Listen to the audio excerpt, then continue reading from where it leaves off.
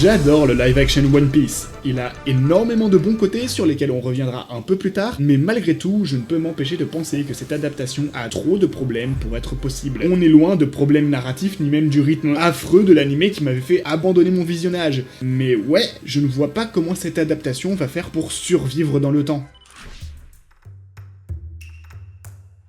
Ce live action me fait du bien, mais pour comprendre pourquoi je l'aime autant, il faut que je vous explique mon passé avec l'animé. Quand je l'ai commencé en 2018, je pouvais m'enfiler 5 épisodes entiers d'un coup, parce que ma vision, ça a toujours été de regarder une œuvre telle qu'elle a été produite. Ça implique donc de ne pas sauter les récapitulatifs très longs de l'animé, ni même ses openings et ses endings. Cela implique également de regarder la version Vanilla, et non une version Kai produite par les fans. Et quand je disais à mes amis que j'avais commencé l'animé, la réponse était systématiquement que ça devenait très lent après Marineford, ce à quoi je rétorquais systématiquement que je trouvais déjà l'animé lent depuis ses débuts. Pourtant, ça ne m'a pas empêché de savourer l'animé pendant plus de 500 épisodes, mais actuellement, ça fait des années que j'en ai pas regardé un seul. Bon, déjà, le rythme a un peu tué ma hype, et quand je vois que l'arc Wano Kuni a plus d'épisodes dans l'animé qu'il n'a de chapitres dans le manga, ça ne me donne pas vraiment envie de reprendre, mais dans les faits, c'est plus qu'un jour j'ai oublié de regarder, et je n'ai jamais repris. Mais en fait, ce que j'adore dans ce live action, c'est ce que j'appréciais déjà avec l'animé. C'est cet univers vaste au possible, ces personnages hauts en couleur, ces mystères à résoudre, l'humour. Vraiment, je rigole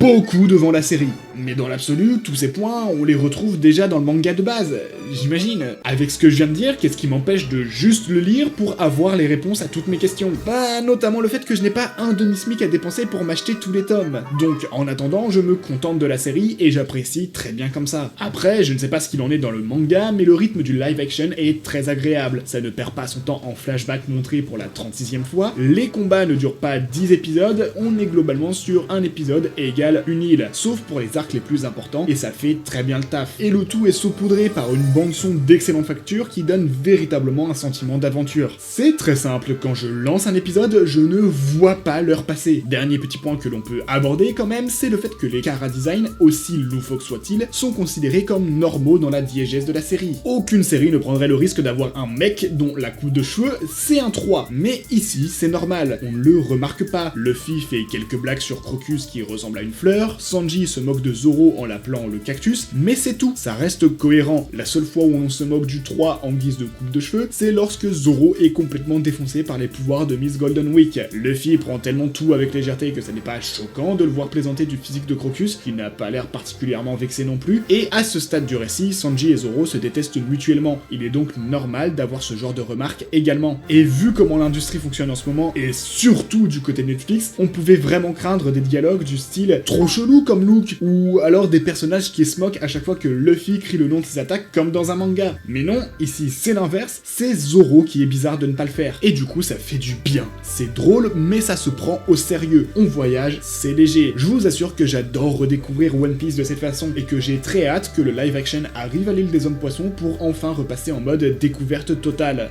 Sauf que, pour être honnête, je pense que le navire coulera avant. Les eaux de Grand Line ne sont pas sûres, la météo change constamment, mais on peut déjà voir se dessiner à l'horizon un orage dont les membres de l'équipage au chapeau de paille ne sortiront pas indemnes. Même si j'adore cette adaptation, je dois avouer qu'elle a des défauts qui me font tiquer pendant mon visionnage. Déjà, le rythme.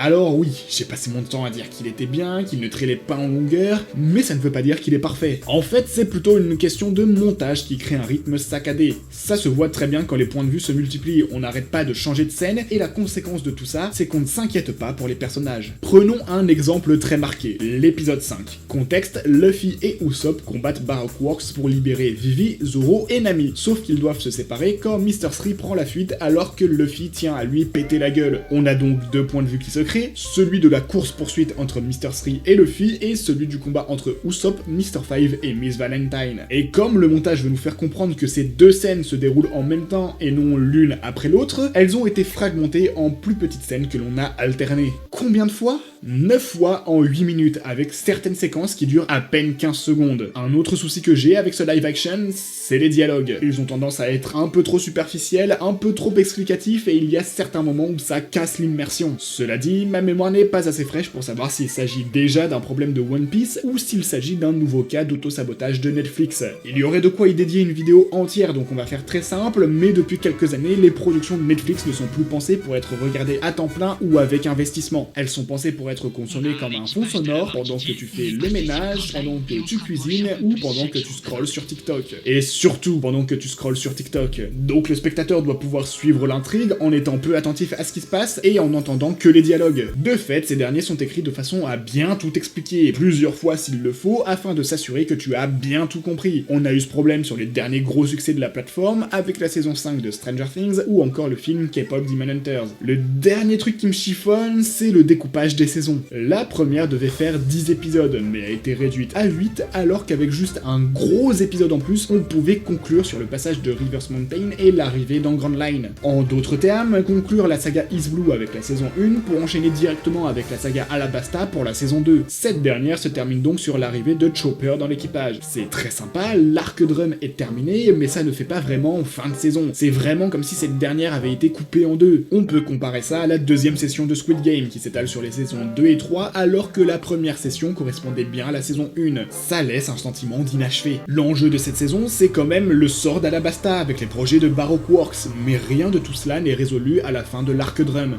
Baroque Works a essuyé quelques défaites, mais n'a pas été vaincu. Une saison plus longue, quitte à avoir plus d'attentes, aurait certainement été plus judicieuse. Mais bon, tout ça ce sont des problèmes, ok, mais ça n'est pas ça qui fera couler le navire. Alors, qu'est-ce qui cloche? Eh bien, en vrai, c'est très évident, et je vais vous expliquer ça avec une petite comparaison. Il s'est écoulé plus de temps entre les deux premières saisons de la série que durant toute l'ellipse qui a suivi Marineford. Cette dernière a duré 2 ans, alors qu'il a fallu 2 ans, 6 mois et 10 jours entre les deux saisons de la série. Et dans tout ça, on n'oublie pas que le projet avait été annoncé en 2017. De fait, même si le manga One Piece approche de son terme, sa longueur aura raison du live action bien avant. Les fans ont fait des calculs et on a environ 14% du manga qui ont été adaptés en 2 saisons, ce qui fait qu'on peut estimer à 15 le nombre de saisons nécessaires pour non seulement rattraper le manga, mais également terminer l'intrigue. C'est d'ailleurs ce qu'avait annoncé la showrunner de la série il y a quelques semaines, elle aimerait bien pouvoir faire 16 saisons de One Piece. Et on continue sur le cours de maths, puisque si on continue au rythme d'une saison tous les 2 ans et demi, il faudrait plus de 37 années pour tout boucler. Ce qui fait qu'on aura à la fin de la série des acteurs qui ont 60 à 70 ans pour incarner des personnages qui ont la vingtaine. Et ça, c'est juste pour les chapeaux de paille que l'on suit déjà, hein. De fait, si la série continue de rencontrer le succès, Netflix voudra la renouveler pour de futures saisons, jusqu'à atteindre un mur qu'il faudra franchir ou abandonner. Mais moi, j'aimerais bien qu'ils aillent jusqu'au bout, alors voici les différentes possibilités qui s'offrent à la boîte de production. Tout d'abord, le scénario Avatar. James Cameron, souhaitant éviter des problèmes similaires à ceux que rencontrera One Piece, a mis le paquet sur l'écriture des scripts pour rapprocher le plus possible les sessions de tournage. Comme ça, les enfants de son casting ne grandissaient pas trop et on évitait ainsi de reproduire le problème de Stranger Things. Ici, ça nous évitera d'avoir un Luffy qui a plus de 60 ans pour l'arc Wano Kuni par exemple. À mes yeux, ce serait la meilleure solution, mais il faudrait que Netflix soit sûr de son coup avant d'entreprendre une telle démarche. On sait que la saison 3 est déjà commandée et qu'elle est en cours de tournage depuis novembre, donc bien avant la diffusion de la saison 2. Si le succès se confirme sur 3 saisons, on peut légitimement penser que la série durera dans le temps. L'anime et le manga durent depuis pratiquement 30 ans. Si le public réserve un bon accueil sur les premières saisons du live action, il n'y a aucune raison pour qu'il s'essouffle avant. Deuxième scénario, si Netflix ne veut pas faire un pari trop coûteux, la boîte devra garder le même espacement entre les saisons. Par contre, irrémédiablement, il faudra changer d'acteur à un moment ou à un autre. Pour Garp, premièrement, je ne sais même pas si son rôle sera toujours tenu par Vincent Regan au moment où l'on arrivera à Marineford.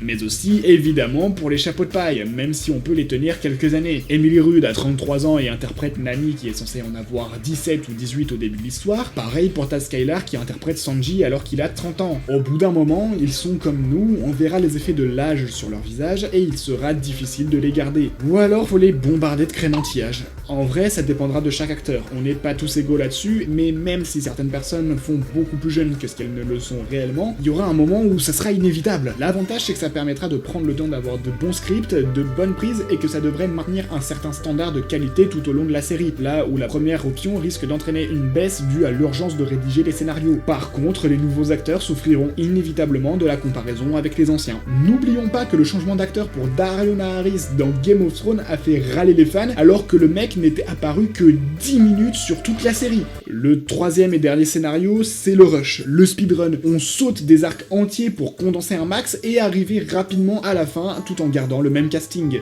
En gros, la série assumerait ouvertement de devenir merdique juste pour avoir une fin, et ça pourrait très bien arriver si elle perdait en popularité. On verrait un gros changement de rythme dans la série, on aurait l'impression que le monde est beaucoup plus petit que ce qu'il ne l'est réellement, on y perdrait en sensation de voyage et les enjeux seraient beaucoup moins forts.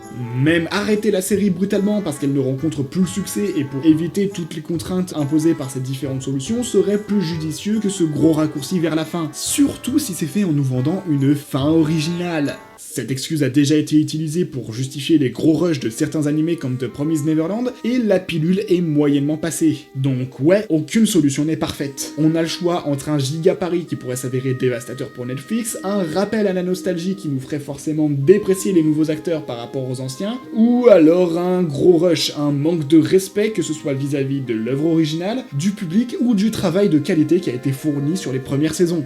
Ou l'abandon pur et dur. À moins que... Annoncé en 2024 à l'occasion des 25 ans de l'animé, il s'agit d'un projet de remake produit par Netflix avec Wit Studio à l'animation, les papas des 3 premières saisons de l'Attaque des Titans. Et depuis, plus aucune nouvelle. Rien, nada, le néant, peut-être que le projet a été abandonné, on ne sait pas. Tout ce qu'on sait, c'est qu'il s'agirait d'un remake de la saga Is Blue, avec des moyens modernes et très probablement un meilleur rythme et sans les fillers. Je vous jure, essayez de vous refaire la saga Is Blue aujourd'hui, non seulement ça n'est pas très beau, mais en plus c'est déjà lent. Pas très lent comme ça peut le devenir par la suite, mais on sent déjà qu'il y a des problèmes à ce niveau-là. Mais soyons optimistes, ce remake pourrait très bien être l'avenir de One Piece. Déjà, on est sur un animé, donc tous les gens qui sont rebutés par l'adaptation des chara-design loufoques au live action ne devraient plus voir le problème. Ensuite, moins besoin de changer de casting, à moins de garder celui qui double l'animé de base depuis plus de 30 ans. Fatalement, on aura des comparaisons, mais comme ce ne sont que des voix, ça devrait moins choquer le grand public. Ensuite, on aurait un rythme saisonnier qui permettrait de garder une certaine constance dans la qualité de l'adaptation et le respect du manga original. Par contre, il est indéniable que la diffusion prendra du temps, peut-être même plus qu'avec l'animé actuel. Ce dernier passe d'ailleurs à un rythme de 26 épisodes par an, à voir si The One Piece pourra tenir le coup comme ça, ou si, comme le live action, il faudra attendre 2 ans entre chaque saison, à condition que le projet aille plus loin qu'Is Blue. Je me permets juste d'ajouter que l'animé a récemment repris avec l'arc Elbaf et qu'il a été confirmé que désormais il adapterait un chapitre par épisode, ce qui est moins pire qu'avec l'arc Wano Kuni, mais qui reste très lent. Et de toute façon, je considère à titre personnel que le mal est déjà fait. Il est évident que le live-action One Piece est loin d'être parfait. Cela dit, j'estime qu'il reste une très bonne adaptation du manga. Manga qui est d'ailleurs très bien écrit. J'irais même jusqu'à dire que le live-action est une meilleure adaptation que l'animé, et sur quasiment tous les points. Même si la saga Is Blue met un peu de temps à se mettre en place, je garde un excellent souvenir d'Alabasta, de Skypiea, de Water 7 et d'Enies Lobby. La saison 3 devrait conclure la saga Alabasta, on peut imaginer sans doute que la 4 couvrira Skypiea et ainsi de suite. Maintenant, la série finira inévitablement par se heurter à la longévité du manga et devra prendre une décision capitale pour son avenir, s'arrêter ou changer de modèle. On avait eu le problème inverse avec l'animé finalement, qui avait décidé de ralentir drastiquement son rythme pour ne pas dépasser le manga. Cependant, un dernier espoir subsiste. Le remake de l'animé pourrait très bien, à long terme, nous offrir l'adaptation parfaite, qui rendra le plus grand hommage possible à l'œuvre d'Eiichiro Oda. Mais faute de nouvelles, je crois que je vais devoir dépenser un demi-smic dans les bouquins avant que sa diffusion ne commence. Stop! Netflix a récemment donné des nouvelles concernant ses projets One Piece et comme je ne savais pas trop comment les caser dans la vidéo sans bousculer mon texte, je vais vous en parler maintenant. Déjà, la bataille d'Alabasta, titre donné à la saison 3 du live-action One Piece, est prévue pour 2027. Mais dans les faits, ça veut tout et rien dire. Si la saison sort au mois de décembre, on aura quand même plus d'1 an et demi d'attente depuis la saison 2. En vrai, je mise sur une sortie à l'été, ça irait bien avec la vibe d'Alabasta et ça permettrait de se situer aux environs de l'anniversaire de la série. Ensuite, le projet The One Piece est toujours en cours de production, mais pour le moment, on n'en sait pas plus. On a juste un teaser avec des concept art des personnages et des décors. On sait que c'est toujours Wit Studio aux commandes et on espère juste qu'ils n'utiliseront pas l'IA pour One Piece. En tout cas, c'était Erwan, on se retrouve très vite, d'ici là, prenez soin de vous, bye!